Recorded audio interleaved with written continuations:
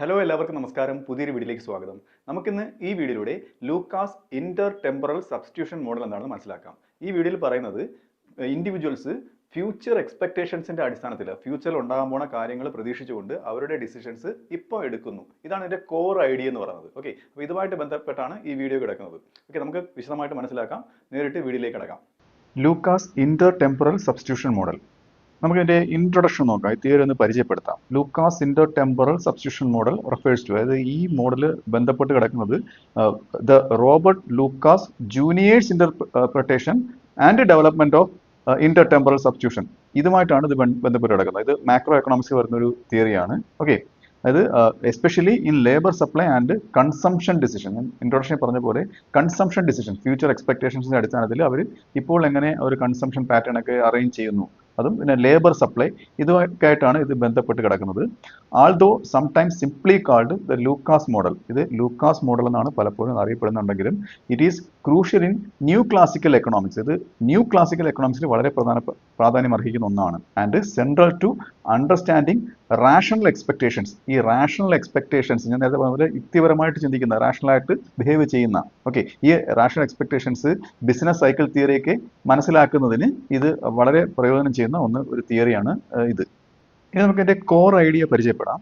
Individuals make decisions today based on expectations about the future. ഞാൻ പറഞ്ഞില്ലേ, അത് future എക്സ്പെക്ടേഷന്റെ അടിസ്ഥാനത്തിലാണ് ഇൻഡിവിജ്വൽസ് ഇപ്പോഴുള്ള തീരുമാനങ്ങൾ എടുക്കുന്നത്. ഓക്കെ, ദേ സബ്സ്റ്റിറ്റ്യൂട്ട് വർക്ക്, അവർ വർക്ക് സബ്സ്റ്റിറ്റ്യൂട്ട് ചെയ്യും, കൺസംഷൻ സബ്സ്റ്റിറ്റ്യൂട്ട് ചെയ്യും, okay, or saving across time period, അതായത് ടൈം പീരീഡ് അനുസരിച്ച് അവരെന്ത് ചെയ്യും, ഇതൊക്കെ സബ്സ്റ്റിറ്റ്യൂട്ട് ചെയ്യും. എന്തിനു വേണ്ടിയാണ്?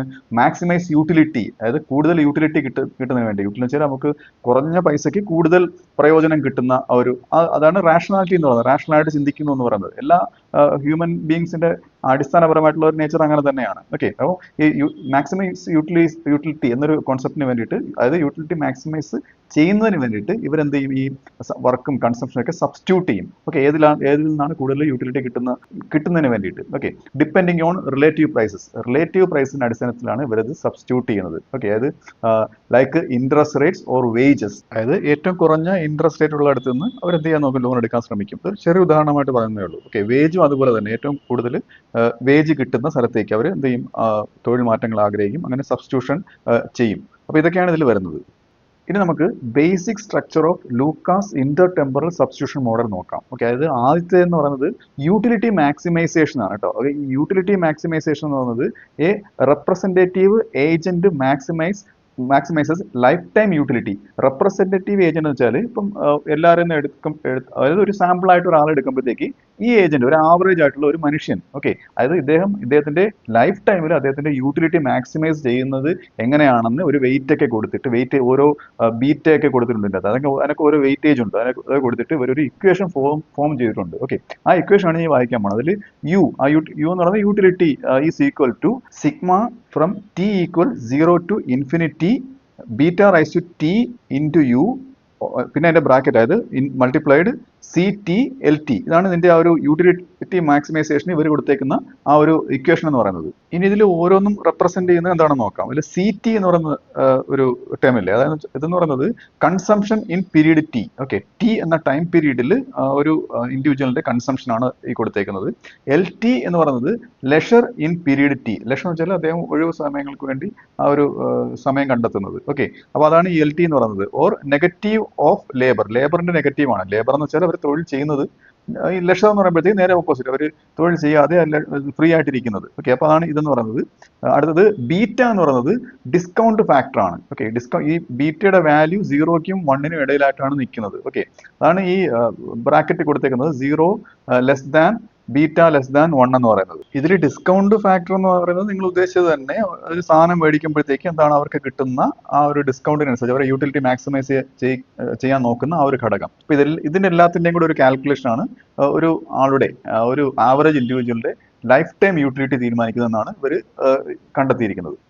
ഇനി അടുത്തെന്ന് പറയുന്നത് ബഡ്ജറ്റ് കൺസ്ട്രെയിന്റ് ആണ്. ഓക്കെ, അതായത് agent allocate income over time considering income from labour and interest rate on saving. ഈ രണ്ട് ഘടകങ്ങളുടെ അടിസ്ഥാനത്തിലാണ് ഒരു ഏജന്റ് എന്ത് ചെയ്യുന്നത്, അയാളുടെ ഇൻകം അലോക്കേറ്റ് ചെയ്യുന്നത്. അതായത് ഏതൊക്കെയാണ്? ഇൻകം ഫ്രം ലേബർ, അദ്ദേഹം തൊഴിൽ ചെയ്യുന്ന, അതായത് തൊഴിലിടത്തിൽ നിന്ന് കിട്ടുന്ന വരുമാനവും അദ്ദേഹത്തിന്റെ സേവിങ്ങിൽ നിന്ന് കിട്ടുന്ന ആ ഒരു ഇൻട്രസ്റ്റും പലിശയും, അദ്ദേഹം സേവിംഗ് എന്ന് വെച്ചാൽ ഇപ്പോൾ ബാങ്കിൽ പൈസ കൊണ്ടിട്ടാൽ അദ്ദേഹത്തിന് പലിശ കിട്ടും. ഓക്കെ, അപ്പോൾ എത്ര ഇൻട്രസ്റ്റ് റേറ്റ് കിട്ടുന്നു, അല്ലെന്നുണ്ടെങ്കിൽ അദ്ദേഹത്തിന്റെ ചെയ്യുന്ന തൊഴിലിൽ നിന്ന് എത്ര വരുമാനം കിട്ടുന്നു, ഇതിനനുസരിച്ചാണ് അദ്ദേഹത്തിന്റെ ലൈഫ് ടൈമിൽ എന്ത് ചെയ്യുന്നത്, ആ ഒരു ഇൻകം അലോക്കേറ്റ് ചെയ്യുന്നത്. ഓക്കെ, അപ്പം ഇതിന് ഒരു ഇക്വേഷൻ, നേരത്തെ ഇക്വേഷനിൽ ഞാനൊരു സിഗ്മയുടെ കാര്യം പറഞ്ഞായിരുന്നു. അപ്പൊ അത് ഇങ്ങനെയാണ് വരുന്നത്.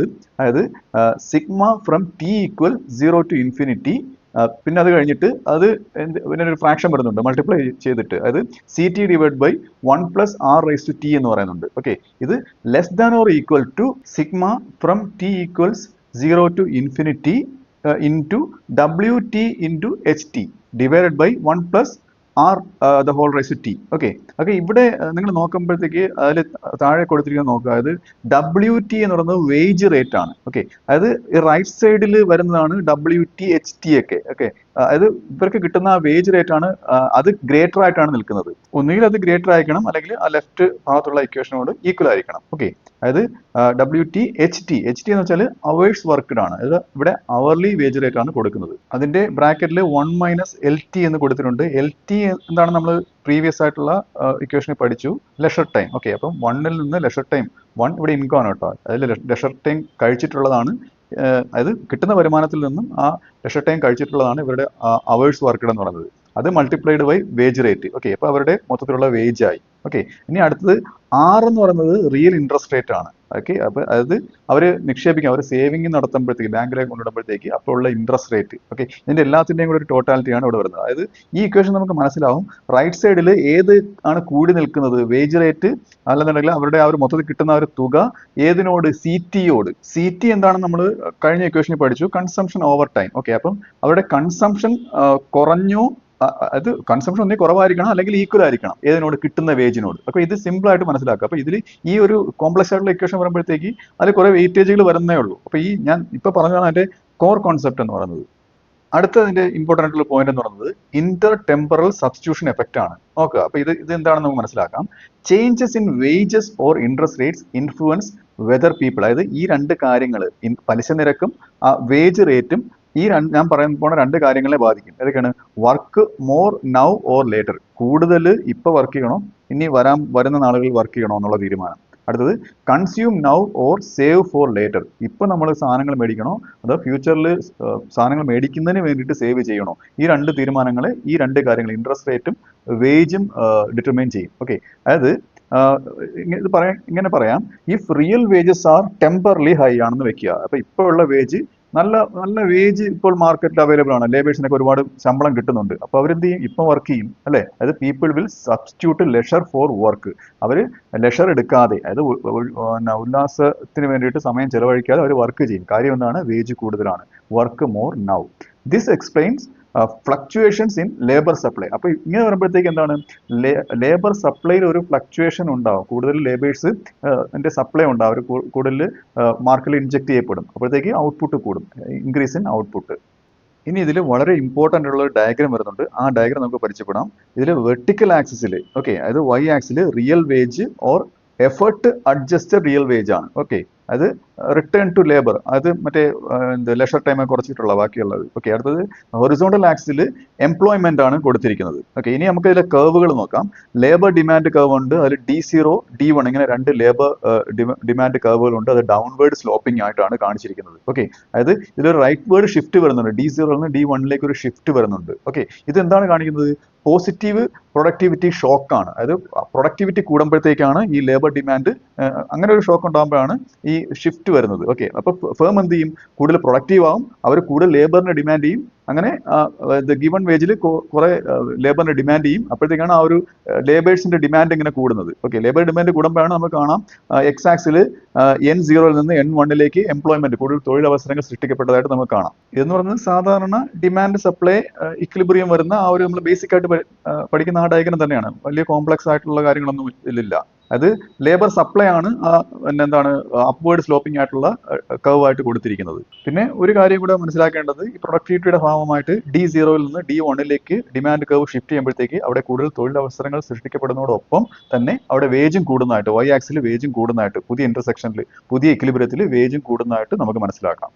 ഇനി നമുക്ക് ഇതിന്റെ കീ ആപ്ലിക്കേഷൻസ്, ലൂക്കാസ് ഈ തിയറി എന്തിനു വേണ്ടിയിട്ടാണ് ഉപയോഗിച്ചത്, അതായത് ബിസിനസ് സൈക്കിൾസുമായിട്ട് ബന്ധപ്പെട്ട് പറയുകയാണെന്നുണ്ടെങ്കിൽ Lucas use this model to argue that ഇദ്ദേഹം ഇത് വാദിക്കുന്നതിന് വേണ്ടിയിട്ടാണ്, എന്ത് വാദിക്കുന്നതിന് വേണ്ടിയിട്ട്, fluctuations in employment or output, ഈ എംപ്ലോയ്മെന്റിലോ അല്ലെന്നുണ്ടെങ്കിൽ ഔട്ട്പുട്ടിലോ വരുന്ന ഫ്ലക്ച്വേഷൻസ് ഏതിന്റെ ഫലമായിട്ടാണ് ഇത് വരുന്നത്, result from people responding to temporary changes in relative price, relative അതായത് താൽക്കാലികമായിട്ടുള്ള റിലേറ്റീവ് പ്രൈസിൽ ചേഞ്ച് ഉണ്ടാവുന്നതിനോട് പീപ്പിൾ റെസ്പോണ്ട് ചെയ്യും, ഒരു ഡിമാൻഡ് ഏറ്റക്കുറച്ചിൽ വരും. ഓക്കെ, ഇതെന്ന് പറയുന്നത് അതായത് ലൈക്ക് വേജസ് ആണ്, അതായത് ഇങ്ങനെയുള്ള ഇതിനോടുള്ള അവരുടെ താൽക്കാലികമായിട്ടുള്ള റെസ്പോൺസ് എന്ന് പറയുന്നത് not because of sticky prices or demand failures, അത് ഏതിന്റെ ഫലമായിട്ടല്ല, സ്റ്റിക്കി പ്രൈസിന്റെ ഫലമായിട്ടോ അല്ലെന്നുണ്ടെങ്കിൽ ഡിമാൻഡ് ഫെയിലിയറോ, താൽക്കാലികമായിട്ടുള്ള ഒരു ഡിമാൻഡ് ഫെയിലിയർ അല്ലെന്നുണ്ടെങ്കിൽ സ്റ്റിക്കി പ്രൈസിന്റെ ഫലമായിട്ടല്ല എന്ന് വാദിക്കുന്നതിന് വേണ്ടിയിട്ട് ഇദ്ദേഹം ഇത് ഉപയോഗിച്ചിട്ടുണ്ട്. ഇവിടെ സ്റ്റിക്കി പ്രൈസസ് എന്ന് കൊണ്ട് ഉദ്ദേശിച്ചത് മാറാതെ നിൽക്കുന്ന, വേരി ചെയ്യാൻ നിൽക്കുന്ന, ഒരേപോലെ നിൽക്കുന്ന ആ ഒരു പ്രൈസിനെയാണ് സ്റ്റിക്കി പ്രൈസ് കൊണ്ട് ഉദ്ദേശിച്ചത്.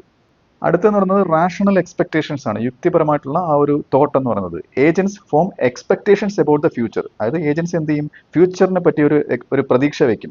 റാഷണലി ആണ്, അത് യുക്തിപരമായിട്ടാണ്. And adjust consumption and labour supply accordingly, അതിനനുസരിച്ച് അവരുടെ കൺസംഷൻ, അവരുടെ ഉപഭോഗവും അവരുടെ ലേബർ സപ്ലൈയും ഈ ഫ്യൂച്ചർ എക്സ്പെക്ടേഷൻ അനുസരിച്ച് അഡ്ജസ്റ്റ് ചെയ്യും. നമുക്കിന്റെ മെയിൻ ആയിട്ടുള്ള അസംഷൻസ് നോക്കാം. ഈ അസംഷൻസിന്റെ ബേസിലാണ് ഇത് റൺ ചെയ്യുന്നത്. അതിൽ ആദ്യത്തേത് റാഷണൽ ആയിട്ടുള്ള, യുക്തിപരമായിട്ടുള്ള, ഫോർവേഡ് ലുക്കിംഗ് ആയിട്ടുള്ള ഏജൻസ് ആണ്. ഓക്കെ, ഫ്യൂച്ചറിലേക്ക് നോക്കുന്ന. പെർഫെക്റ്റ് ക്യാപിറ്റൽ മാർക്കറ്റ്സ് ആണ്. പെർഫെക്റ്റ് കോമ്പറ്റീഷൻ എന്താണെന്ന് നമുക്കറിയാം, അതായത് free entry, exit, large number of buyers and sellers, അതായത് ഏറ്റവും ബേസിക് ആയിട്ടുള്ള കാര്യം. അപ്പം ക്യാപിറ്റൽ മാർക്കറ്റ് ഒക്കെ പെർഫെക്റ്റ് ആണ്. ഫ്ലെക്സിബിൾ വേജ് ആൻഡ് പ്രൈസ് ആണ്, അതായത് വേജ് പ്രൈസ് ഒക്കെ ഫ്ലെക്സിബിൾ വേരി ചെയ്യുന്ന ഒന്നാണെന്ന് അസ്യൂം ചെയ്യുന്നു. ഓക്കെ, അടുത്തത് നോ മാർക്കറ്റ് ഇംപെർഫെക്ഷൻസ്, മാർക്കറ്റിൽ ഇംപെർഫെക്ഷൻസ് ഒന്നുമില്ല, എക്സസ് ഡിമാൻഡ്, എക്സസ് സപ്ലൈ, അങ്ങനെയുള്ള കാര്യങ്ങളൊന്നുമില്ല. അത് എന്താണ്, നോളജ് ഇല്ലായ്മ, അറിവില്ലായ്മ, അങ്ങനെയുള്ള കാര്യങ്ങളൊന്നുമില്ല. ഓക്കെ, അത് temporary shocks affect real variables, temporary ആയിട്ടുള്ള ഷോക്സ് റിയൽ വേരിയബിൾസിനെയാണ് ബാധിക്കുന്നത്, ഇതിനെയല്ല, നോട്ട് നോമിനൽ മിസ് പെർസെപ്ഷൻസിനെ അല്ല ബാധിക്കുന്നത്. നോമിനൽ ആയിട്ടെന്ന് വെച്ചാൽ കിട്ടുന്ന വേജ്.